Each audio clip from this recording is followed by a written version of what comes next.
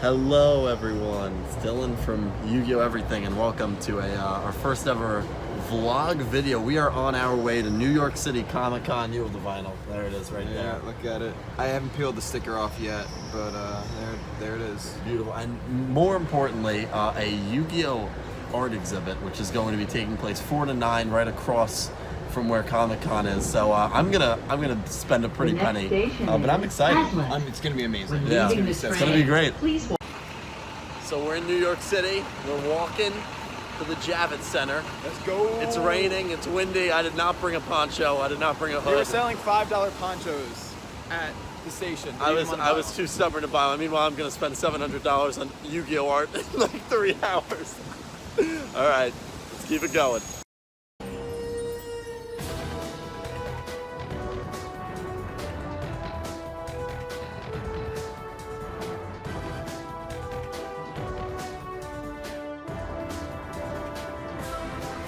The Yu-Gi-Oh booth at Comic-Con was really cool. There was a green screen photo op where you would take your picture in front of a green screen and you could have yourself imposed on a card either with any of the 6 protagonists or by yourself.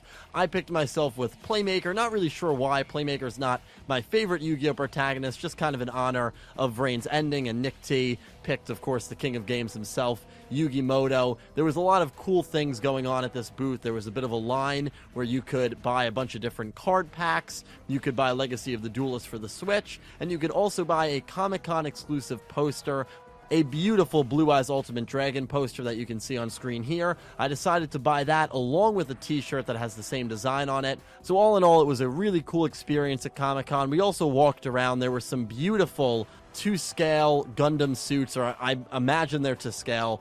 They were absolutely incredibly designed. There were so many really amazing booths at this event, and I kind of wish we were able to spend a little more time here, but we weren't, and we had to go to the art show. At least that was the main attraction for myself going into the city, so we only spent about 3 hours at Comic-Con. Was really surprised to see this. On our way to Comic-Con, probably about 5 blocks from the actual art convention, there was some guerrilla marketing going on where on the walkway you saw this little design, hashtag Yugioh Art NYC, arrows pointing to the direction it was in. I wouldn't expect Konami to kind of use a strategy like that in terms of marketing, but it was really, really awesome to see. We had a great time. Look at that. Yugioh Art NYC, let's go, baby.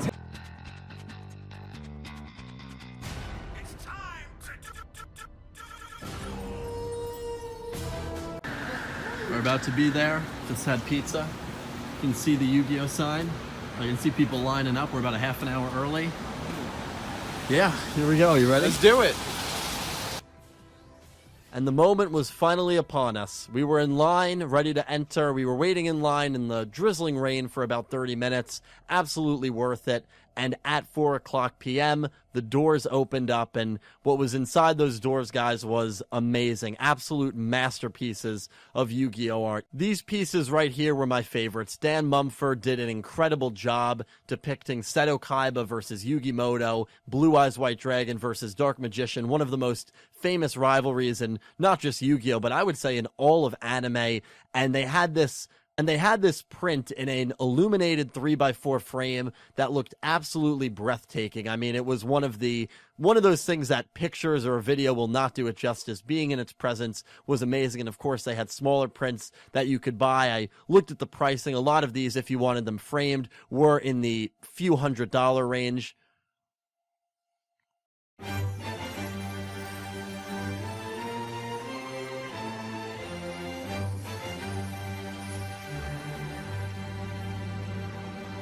Yugimoto, we have a statue bust of Pharaoh Atem, which I thought looked absolutely incredible. Then you see the price. It actually is for sale if you want to buy it, but you're going to have to shell out $18,000, by far the most expensive thing in this art gallery. Guys, I wish I was rich. Unfortunately, I'm not, but this was such an awesome bust, such an awesome statue of the King of Games. A couple of other New York City art exhibit exclusives that were there was this really cool looking kind of comical poster of Seto Kaiba versus Yugimoto. It's like a promotional ad. Duel Monster Showdown. It reminds me a little bit of like a wrestling flyer. I'm not really sure why, but I love the style on it. And then on the right, you have an amazing photo of Exodia. I believe this picture is just called Forbidden.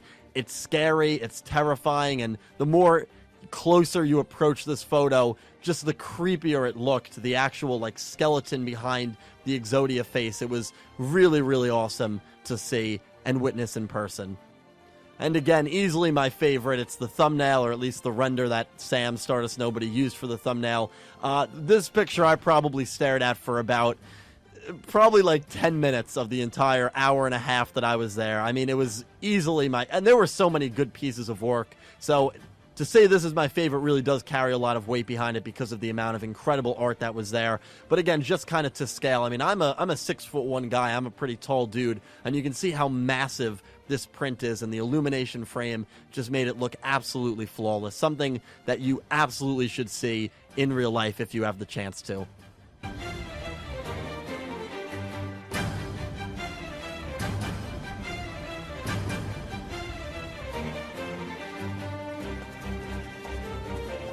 So kind of cool stuff here. We have a Blue Eyes Toon Dragon, a little kind of doll statue of it. And this is going to begin the Bronx Stone hype. There was a lot of Bronx Stone here. Bronx Stone had more pieces dedicated to him than Yusei Fudo and Jaden, the protagonists of 5Ds and GX, which was a bit surprising. We have Fluffle Mouse here, which is a really cool ode to an Arc 5 monster. In fact, Arc 5 only had monsters in terms of the pieces that were dedicated to that show. You see the Dimensional Dragons here, really cool piece of art. This is really the only love that Arc 5 got. They had 3 pieces dedicated to it, and it was all in the form of monsters. There were actually no Yu-Gi-Oh! Arc 5 characters that appeared in this gallery, but it's still cool that the show got referenced. Another Bronx Stone picture, it's him with UFO Turtle, but again, Bronx Stone got a surprising amount of love, and not only Bronx Stone, but Yu-Gi-Oh! Zexal probably had the most amount of dedicated pieces to it than any other show, not including Yu-Gi-Oh! Duel Monsters, which really surprised me. Here's a nice little, I don't know if chibi is the right word, but a nice little get-together of the Numbers Club, a nice little picture of them, a really cute-looking picture. And again, it was very surprising to see how many Yu-Gi-Oh! Zexal pieces there actually were, but I was pleasantly surprised. It was actually really cool. In terms of Yu-Gi-Oh! Vrains had 1 piece, but it was an awesome piece. Playmaker, Dueling, Revolver, them on their D-boards, and then right behind them you have, of course, their aces, the massive Firewall Dragon and the massive Borolo Dragon. And I just love the coloring, how you have Playmaker in blue, Firewall in blue, and then Revolver's background on the left is in blue. I think the coloring works really well. This was actually one of my favorite pieces in the gallery, liked it quite a bit, and I was not expecting Yu-Gi-Oh! Vrains to have any dedicated art to it, so this was really, really awesome to see, and at least it did get something in this gallery. And then Divok. This was surprising. Divok was the only Dark Signer, at least in Dark Signer getup, to have gotten a photo. Nothing of Kiryu, nothing of Roger or Roman, nothing of Misty. There was Carly, but not in her Dark Signer getup. So it's kind of funny, and that's kind of what I love about art, right? You never know. It's not predictable. Divok, easily the most unknown and unpopular, I would say, Dark Signer out of the entire group, gets its own piece of artwork that looks absolutely phenomenal. I was surprised to see that, but I really liked it. Then, of course, we have the Performapal, Giraffe. That's the third and final Arc 5 piece that was here. And then we have a really cool acrylic, I don't know if that's the right word, of the hand of Yugimoto and the puzzle. I don't know, it just looks really cool. Speaking of Carly, here is her art. She's got very big glasses in this. She looks like she's in the middle of the woods. Really like the style there. And then we have Yumo with his little Karibo, and then Yusei Fudo, one of maybe my second favorite photo here. It was the only photo of Yusei in the entire gallery. But boy, oh boy, is it absolutely gorgeous. And if it was a little less than 600, I might have considered getting it. One of a kind. The smaller print is not for sale at the moment, but this is absolutely beautiful. And even though Yusei Fudo, probably one of my favorite characters in the entire universe, only gets 1 piece of art, it's absolutely worth it. Amazing piece. We have Seto Kaiba and Blue Eyes, really cool style there. I'm in love with Dueling, Alexis Rhodes. I saw this one going around the LA Art Gallery. $1,200. It's a big poster. Ruby Carbuncle. Ruby actually had a few dedicated pieces of art to it, which was really cool. Love how it looks in this setup. It also has a more horror style theme to Ruby that you're going to see a little later on. There was a whole wall that had horror-style themes. One of my favorites, Maximilian Pegasus. Nick T actually said to me, dude, if you spend half of the money on this, I will spend the other half, and we can buy this for your basement, or, you know, split it 6 months of the year between our houses. This piece of art, for reference, did cost $600. Pegasus, it really does look cool. You see his human face on the left, the Millennium Eye on the right, and then behind the Millennium Eye is all of his tunes. It honestly is a genius depiction of him, and a really, really awesome piece of art.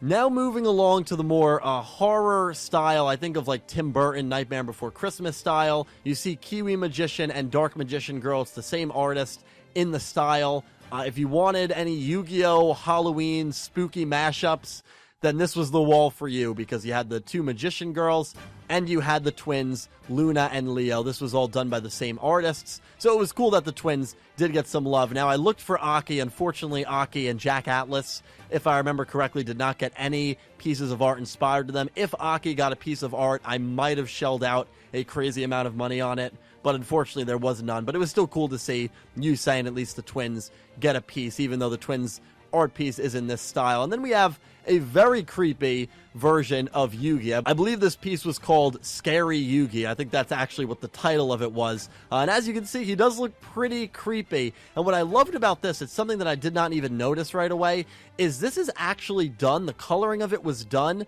on the Zexal manga. Someone pick-stitched the Zexal manga and then did the coloring for it on top of that manga, something that I did not personally discover while I was looking at it. In fact, you can hear the conversation that I have with the person who points it out to me originally, as well as the two versions of Ruby Carbuncle that I mentioned a little earlier. I like on this one you can see like Kite in this. Oh yeah, look at that. That's pages from the Zexal manga. The Zexal manga, yeah. That's insane. Yeah, I'm currently watching the series. Oh really? Really? Yeah, that's awesome. I finished the original 3. Now, I cut off the video there because I didn't want to be rude and be, recording and paying attention to that more than the actual person in front of me. Really awesome dude who told me that he watched the original trilogy. He recently picked up Arc 5. He was watching Arc 5, kind of dropped it, put it on pause for the time being, said, let me go back to Zexal. And he actually said that he is really enjoying Zexal. He's just getting to the Baryons now. And I told him, if you're enjoying Zexal so far, I mean, the only thing the Baryon arc is going to do is increase your opinion on it, because that is a phenomenal arc. And he was someone who said, I always thought Zexal was like more childish. It was more of like a not as good show, because that's what so many people had told him. And he was like, I regret not giving Zexal a chance earlier. And I feel like that's kind of the overall sentiment with Yu-Gi-Oh! Zexal. I feel like a lot of people who did not watch the show or only watched maybe the first 5 episodes of the English dub just love to rip on it, love to call it a waste of a show. But when you actually watch it, when you actually give the show a shot, it really is a very solid piece of Yu-Gi-Oh! Media, at least in my opinion. And I think that was reflected by how much love Yu-Gi-Oh! Zexal got in this exhibit. We see a picture of Kathy Catherine. She had her own photo. Kazuki Takahashi, the man, the myth, the legend. 4 new pieces of art debuted at this gala. You can see a beautiful image of Yami Yugi. I believe that's Blackluster Soldier, Seto Kaiba, and then an awesome Blue Eyes White Dragon. Kazuki Takahashi, really the man, the myth, the legend, the man who makes this all possible. Some other cool pieces of art. We have a Pot of Greed, which looks kind of like the cup of a Hawaiian drink, something you might get on vacation. Really like the concept there. And it's just great that Pot of Greed gets its own piece of art. And then on the right, it's kind of, I don't want to say paper mache. I don't know the exact wording used to describe this, but it is like paper or mesh. It's another form of art. That the blue eyes on this looks absolutely incredible. It's not actually painting, it's not an actual drawing, but it still looks phenomenal nonetheless. And yeah, the tribute art show, guys, was an absolute blast. Big thank you to Kazuki Tak. I mean, there's so many people to thank. Thank you to Konami, to Konami Cross Media for putting it all together. The staff there was super friendly. Kazuki Takahashi was amazing. It was just all these artists that got together to do this. It was honestly incredible. And if you can check it out, you really should check it out. And here were my thoughts right after it ended.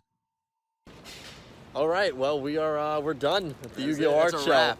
And that was honestly one of the funnest experiences. Cool. Yeah. So much great art. I got a crap ton. I mean, I got a lot of stuff. I knew I was gonna. You got some free stuff? I got the freebie from the LA The LA leftover That's posters. pretty good. That's nice. That looks good. It's a good little poster right there. If it's free, it's for me. If it's free, it's for me, yeah. Obviously, guys, that was a real treat. If you are in this area, staff was super friendly. The Konami staff was, I mean, just incredibly friendly, nice people. If you're in the area, if you can get to New York City, it's free admission, guys. It's absolutely, even if it wasn't free admission, it's absolutely well worth worth it. it. I mean, the art there, the pictures I'm gonna post don't even do it justice. Try to get down, try to see it if you can. Some Takahashi originals. Takahashi originals. I mean, just being in the presence of these photos, though, I mean, it really makes you appreciative of the art, the artists, Definitely. and Konami for putting it all together. So, yeah, fun day. It was great. My haul was pretty incredible. I spent a decent penny on all of these photos that I plan to frame. Some really cool prints. I got my favorite. You can see the Dan Mumford one, the Blue Eyes Ultimate Dragon. Looks amazing. And then, of course, the wrestling poster. And if you can get down there for Saturday, I'll probably be uploading this at 12. Again, I'm going to have a link, I'll have the link in the description to the art show as well as the address on screen right now. You should definitely check this out, see it in person. It's a free admission, guys, and you can maybe meet some voice actors, some artists. Unfortunately, I was unable to go Friday, Saturday, Sunday, Thursday was the only day I could go, so I was unable to potentially meet any of the artists that worked on these pieces or any of the voice actors that helped bring Yu-Gi-Oh! To life. But it was an amazing experience, and guys, please check it out if you have the chance. And yeah, thank you for watching. Hopefully you enjoyed. I did not post all of the pieces of art that were in this exhibit, even though I probably did take pictures of all of them, because I didn't want to just have everything in one video. But I did post a majority of it, and definitely my personal favorites, but there were a lot of fantastic ones there. Thank you so much to everyone for watching, and thank you to my Platinum tier patrons, Alexa Baker, Glen McGookin, Jorge Carrillo, James Rose, Horace Maye, Goosey Q, Vincent Van Der Veen, Jordan Osceola, Smith620, FrostReaper, Jorge Leon, and Blue Maiden 28, and to my Diamond tier patron, Jesse Wood, and to my Egyptian God tier patrons, Syn Cloud, Melinda Phantom, and Joss Rivers. Thank you to all of my patrons, to all of my channel members, and to all of you for just watching my videos. I will talk to you down below. Let me know if you've been to this art gala or maybe the one in LA. Let me know out of all the ones you saw, which one was your favorite. Looking forward to hearing from you all down below. Thank you all so much for watching, and I hope you have an amazing day.